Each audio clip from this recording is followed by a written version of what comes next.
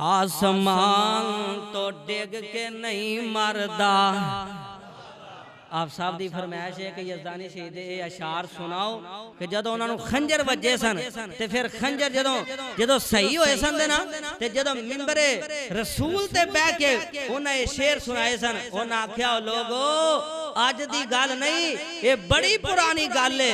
उदों भी लोकां ने बड़ियां धमकियां लगाइयां सन मेरे सोने मुस्तफा नू। जदों आमीना दिलाल ने रब दी तौहीद दा ऐलान कीता ना ते मक्के वाले आख्या मार देवांगे, कत्ल कर देवांगे, लेकिन वो नहीं मार सके।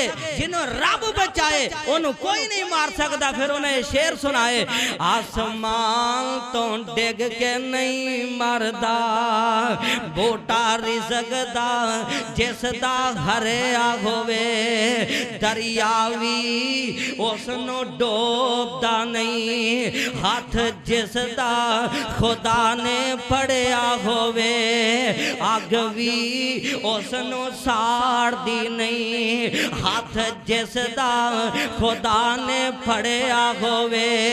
अखां फेर जांदे गई यार बेली, वेला जान ते जद औखा बनिया होवे, तियां पुत्र मां प्यो ओनू याद आउंदे, जेड़ा मौत दे सफर ते टुरिया होवे।